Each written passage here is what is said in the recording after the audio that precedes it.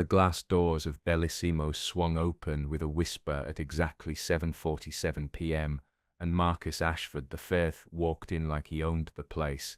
In a way, his family could have owned it, could have owned the entire block if they wanted to, but that wasn't the point. The point was the way he moved through the world, how the expensive Italian leather of his shoes clicked against marble floors with the confidence of someone who'd never heard the word no in any language that mattered. His watch caught the light from the chandeliers overhead, a Patek Philippe that cost more than most people made in a year, and he checked it with the kind of casual disdain that suggested time itself should apologize for existing.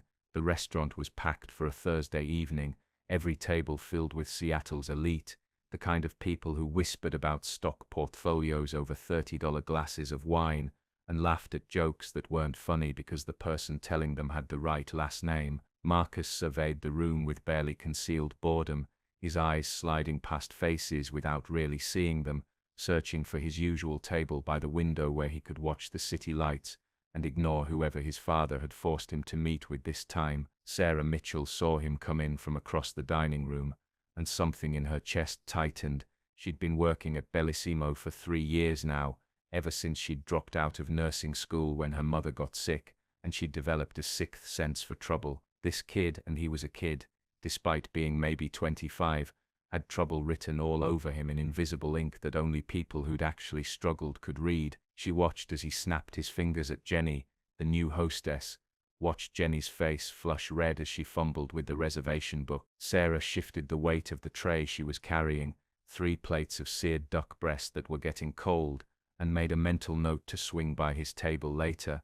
The dinner rush was hitting its peak, that chaotic symphony of clattering dishes and urgent whispers that happened every night between 7:30 and 9, and Sarah moved through it like water, smooth and efficient, smiling at tables and remembering orders without writing them down because she'd trained herself to remember, because good tips meant keeping the lights on.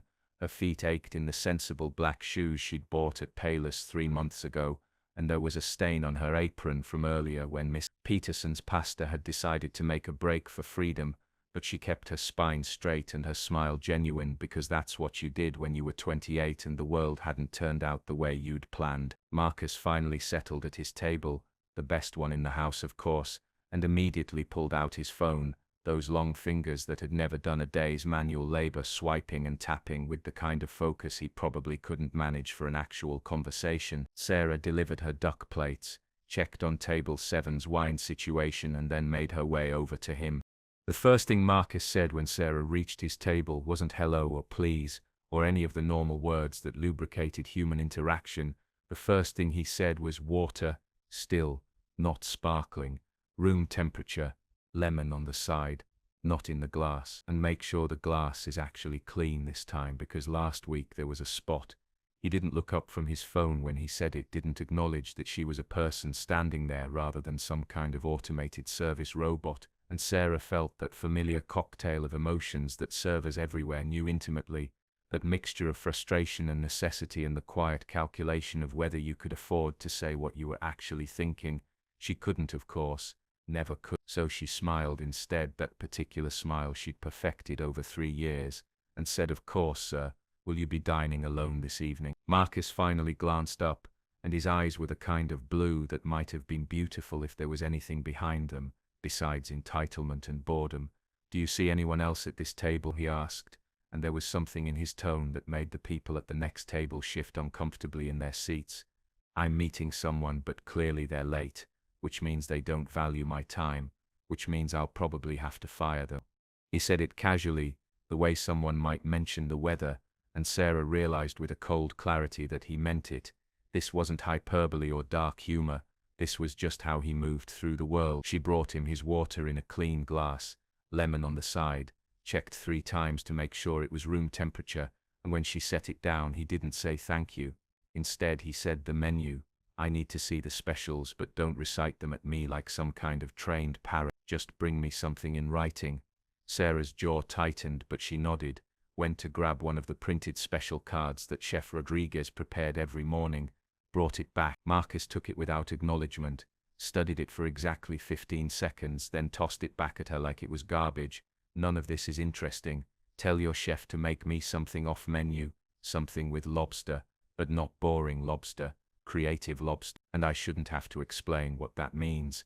The thing was, Sarah had grown up in Tacoma, had watched her father work 3 jobs to keep their small house, had held her mother's hand through chemo treatments that cost more than they could afford, had learned early that the world was fundamentally unfair, and that sometimes the only power you had was the power to endure.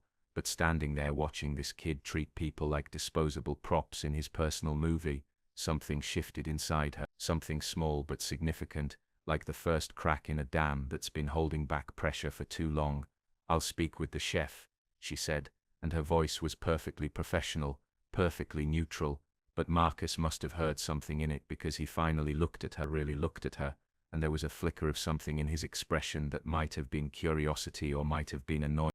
Chef Rodriguez listened to Sarah's request with the kind of patient exhaustion that came from 30 years in professional kitchens, and when she finished he wiped his hands on his apron and said quietly, "Table 12 again." Sarah nodded, and something passed between them, that wordless communication between people who work the same trenches. "I'll make him the lobster risotto with truffle foam and microgreens, same thing I made for the governor last month. If he doesn't like it, the problem isn't the food." Sarah carried the dish out 20 minutes later, the plate still hot from the pass, arranged with the kind of artistic precision that took years to master. She set it in front of Marcus with careful ceremony, explained the components of the dish, and watched as he stared at it like she'd just served him cafeteria food. He picked up his fork, took one bite, chewed slowly, and then pushed the plate away. "This is pedestrian," he announced, loud enough that the tables around him could hear. "I've had better lobster at airport restaurants. Actually, I've had better lobster from vending machines, if vending machines served lobster, which they should because apparently that's the level we're operating at here." Sarah stood very still, aware that Marcus Chen, the restaurant manager, was watching from across the room, aware that her rent was due in 6 days and she was still $200 short, aware that her mother's medication cost $400 a month even with insurance. But she was also aware of something else, something that had been building in her chest since Marcus walked through those glass doors with his expensive watch and his casual cruelty. "I see," she said quietly. "Would you like me to bring you something else?" Marcus leaned back in his chair, a small smile playing at his lips like he was enjoying some private joke. "I want you to bring me someone who actually understands fine dining. Is there a manager here, or does this place only employ amateurs?" And that's when something inside Sarah simply decided it had had enough. Not dramatically, not with fanfare, but with the kind of quiet certainty that comes from reaching a line you didn't know existed until you crossed it. "Sir," she said, and her voice was still professional but there was steel underneath it now, "I've been serving tables for 3 years. I've worked doubles when my feet were bleeding inside my shoe. I've smiled through food poisoning, and worked the day my mother was diagnosed with cancer because we needed the insurance. I've memorized wine pairings and learned 6 different types of table service and never once complained when someone treated me like I was invisible. But I will not stand here and let you disrespect Chef Rodriguez's work, and I will not apologize for food that any objective person would call excellent." The restaurant had gone quiet, not completely silent, but quiet enough that people at nearby tables had stopped their conversations, forks suspended halfway to mouths, watching this drama unfold with the kind of fascinated attention usually reserved for car accidents. Marcus's face went through several expressions in rapid succession, surprise giving way to indignation, giving way to something that might have been actual anger. "Do you have any idea who I am?" he asked. And Sarah almost laughed because of course it would come to that. It always came to that, with people like him. "Do you have any idea who my father is?" And there it was, the ultimate trump card, the final defense of people who'd never had to build anything themselves. "I know exactly who your father is," Sarah said. And she did because everyone in Seattle knew Richard Ashford, the tech billionaire who'd built his empire from nothing, who'd started coding in his garage and turned it into a company worth $40 billion, which makes it even more disappointing that you think his name gives you the right to treat people this way. Marcus stood up abruptly, his chair scraping against the floor with a sound like nails on a chalkboard. "I'm going to have you fired," he said, and there was genuine venom in his voice now. I'm going to call the owner of this restaurant, who happens to be a personal friend of my family, and I'm going to make sure you never work in Seattle again. Sarah felt her heart hammering against her ribs, but she kept her expression calm. She'd already crossed the line. Might as well see where it led. That's certainly your prerogative, she said. But maybe instead of calling your father's friends every time someone disagrees with you, you could consider that the problem might not be the food or the service. Maybe the problem is that you've never had to face a consequence in your entire life. The words hung in the air like smoke, and for a long moment nobody moved. Then Marcus grabbed his phone, his Armani jacket, and his wounded pride, and stormed toward the exit. He made it about 15 feet before he nearly collided with someone coming in, an older man with silver hair and a face that Sarah recognized immediately because it had been on the cover of Forbes last month. Richard Ashford looked at his son, then at Sarah, then back at his son, and something passed between them that Sarah couldn't quite read. Going somewhere? The older man asked quietly, and Marcus froze. This woman was incredibly disrespectful, Marcus began, but his father held up one hand, a simple gesture that somehow commanded absolute silence. Richard Ashford walked past his son, crossed the dining room with the kind of quiet authority that didn't need to announce itself, and stopped at Sarah's station. Up close she could see that his eyes were the same blue as his son's, but there was something fundamentally different in them, a depth that came from actually building something, from starting with nothing and creating everything. I heard what just happened, he said, and Sarah's stomach dropped because of course he had, because the universe had a sense of humor and apparently tonight it was particularly sharp. Richard Ashford looked at Sarah with the kind of attention that made her feel actually seen, not looked through or past, but genuinely observed, and when he spoke his voice carried no anger, no judgment, just a quiet curiosity that was somehow more unnerving than if he'd been furious. I heard what you said to my son, he repeated, and I wanted to thank you. The entire restaurant seemed to inhale simultaneously. Sarah blinked, certain she'd misheard, but Richard continued before she could speak.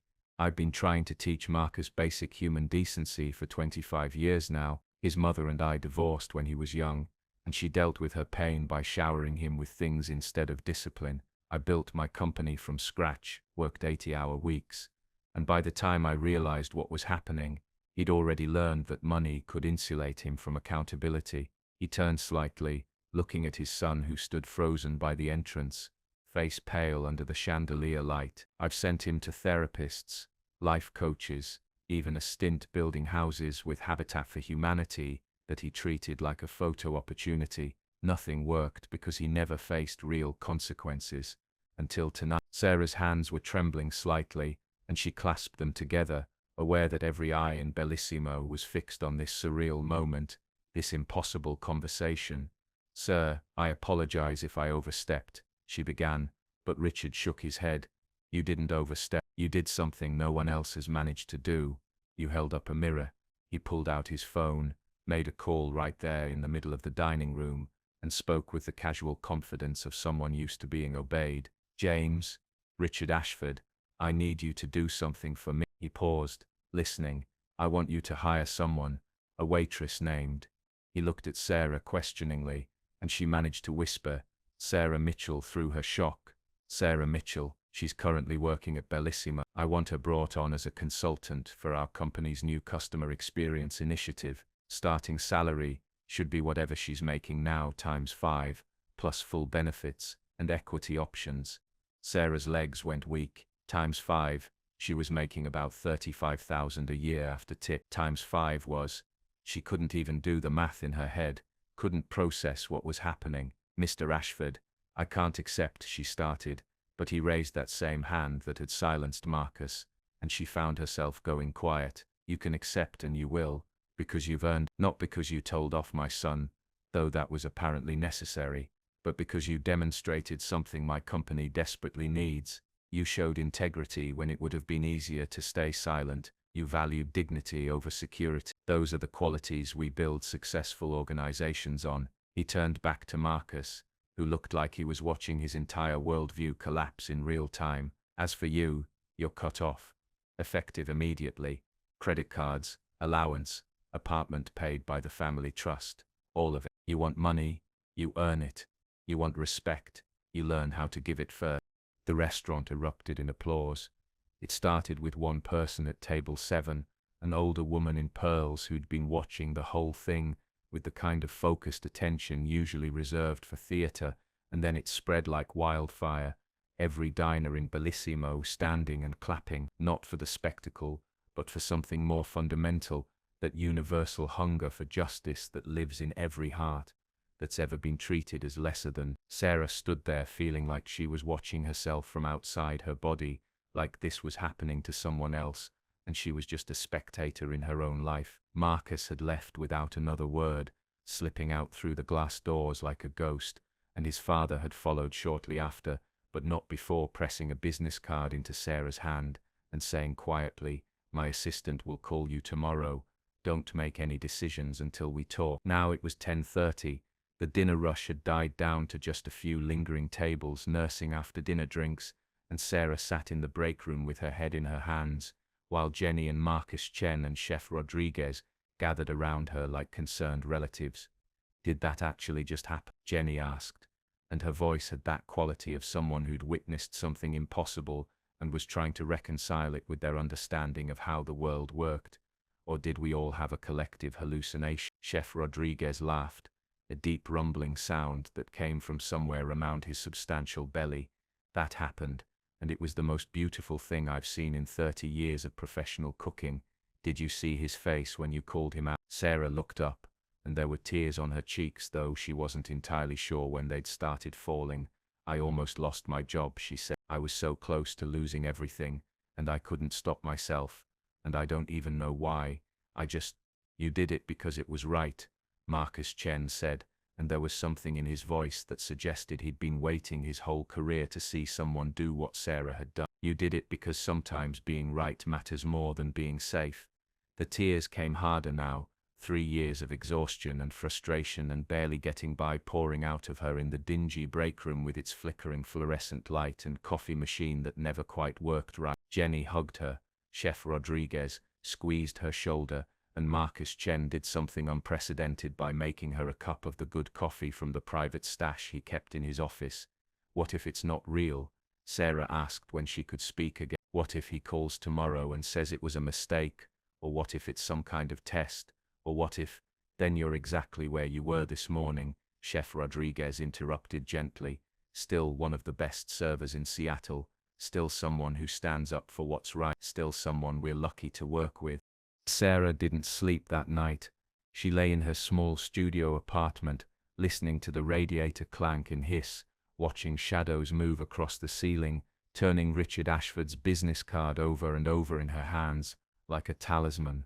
The numbers kept running through her mind on an endless loop ×5, with benefits, with equity. That was enough to pay off her mother's medical debt, enough to go back to school, enough to stop living paycheck to paycheck with that constant low-level anxiety that had become her normal background radiation. But there was something else too, something that bothered her in a way she couldn't quite articulate. She'd spoken up because it was right, because Marcus's behavior had crossed a line that couldn't be uncrossed, but now that righteous moment had been transformed into a transaction, her integrity commodified into a salary and benefits package. Was that okay? Should that make her feel compromised, like she'd been bought? The sun came up slowly, that grey Seattle dawn that suggested rain without quite committing to it, and Sarah made coffee and stood at her window watching the city wake up. Her phone rang at exactly 8 o'clock, a number she didn't recognize, and when she answered, a crisp professional voice said, "Miss Mitchell, this is Jennifer Reeves, executive assistant to Richard Ashford. Mr. Ashford would like to meet with you this morning to discuss your new position. Would 10 o'clock work for your schedule?" Your schedule? Like she had a schedule beyond showing up at Bellissimo for whatever shift they needed her to cover. Sarah almost laughed. "Yes," she said, 10 o'clock work. The Ashford Technologies headquarters occupied a gleaming tower downtown, all glass and steel, and the kind of aggressive modernity that announced its occupants were building the future. Sarah had walked past it 1,000 times on her way to work, had never imagined she'd actually go inside, and now here she was in the lobby with its soaring ceilings and abstract art installations that probably cost more than her car. Jennifer Reeves met her at security, a woman in her 40s with kind eyes and a manner that suggested she'd seen everything, and remained unflappable. "Mr. Ashford is running about 15 minutes behind," she said as she led Sarah to the elevators. "Would you like coffee? Water? Anything?" Sarah shook her head, too nervous to trust herself with liquids, and they rode up to the 35th floor in silence broken only by the soft chime of passing levels. Richard Ashford's office was corner suite with views of Puget Sound, decorated with the kind of understated elegance that whispered old money even though everyone knew his fortune was new. He stood when Sarah entered, came around his massive desk to shake her hand like she was a peer, not someone who'd been serving breadsticks 12 hours ago. "Thank you for coming," he said. "Please, sit. We have a lot to discuss." Richard explained the position in detail, and as he talked, Sarah realized this wasn't some made-up job created to ease his conscience or punish his son. Ashford Technologies was expanding into hospitality services, building an AI-driven customer experience platform, and they needed someone who understood service from the ground up, who could identify where technology enhanced human interaction and where it just got in the way. "The salary we discussed is real," Richard said, "but more important than the money is the opportunity. You'd be building something from scratch, defining how we think about customer relationships, training teams across multiple sectors. It's hard work, probably harder than waiting tables, but different hard." Sarah sat very still, processing this, and finally she asked the question that had been bothering her all night. "Why me? You could hire consultants with decades of experience, people with degrees and credentials, and I could," Richard interrupted gently, "and I will hire those people too, but they'll work for you because you have something they don't. You have authenticity. You know what it's like to be on the receiving end of terrible service and great service. You understand in your bones that every interaction matters because you've lived that reality. That's not something you can learn in business school." He leaned back in his chair, and for the first time Sarah saw actual tiredness in his face, the weight of building and maintaining an empire. "I failed my son," he said quietly. "Let him become someone I barely recognize. But maybe I can succeed with this company, by building it on values that actually matter: fair treatment, dignity, recognition that every person you interact with is carrying their own struggles and deserves basic respect." You demonstrated those values without thinking about it, without calculating the cost. That's who I want building this program. Sarah thought about her mother, about the medical bills and the night shifts and the 1,000 small humiliations that came with service work. She thought about Marcus Ashford storming out of Bellissimo and wondered what would become of him, whether being cut off would teach him empathy, or just make him bitter. She thought about Jenny and Chef Rodriguez and Marcus Chen, about the community of people who'd supported her through 3 years of grinding work. And then she thought about the future, about possibility, about the strange unpredictable way life could pivot on a single moment of choosing principle over safety. "I'll need 2 weeks to train my replacement at Bellissimo," she said. "I won't leave them short-handed during busy season." Richard smiled, and it was genuine, reaching all the way to those blue eyes that were so like his son's but so fundamentally different. "That's exactly why you're right for this job. When can you start?" 3 months later, Sarah stood in front of a conference room full of Ashford Technology executives presenting her first quarterly report on the Customer Experience Initiative. She'd hired a team of former service workers, people who'd waited tables and worked retail and answered customer service calls, and together they built something that was actually innovative, a framework for treating customers like human beings rather than data points. The program was exceeding projections. Client satisfaction was up 47%, and Sarah had paid off her mother's medical debt, enrolled in online business courses, and moved into a 1-bedroom apartment that had actual insulation and a radiator that didn't clap. She still thought about that night at Bellissimo sometimes, about the moment she'd decided that dignity mattered more than security. She didn't know if she'd changed Marcus Ashford's life, if he'd learned anything from being cut off and forced to face consequences, but she knew with absolute certainty that she'd changed her own. The glass doors of the conference room opened and Richard walked in, nodded at her presentation with approval, and Sarah felt something she hadn't felt in years. Not just hope, but earned confidence, the knowledge that when the moment had come to choose between silence and speaking up, she'd chosen right, and that choice had opened doors she'd never even known existed.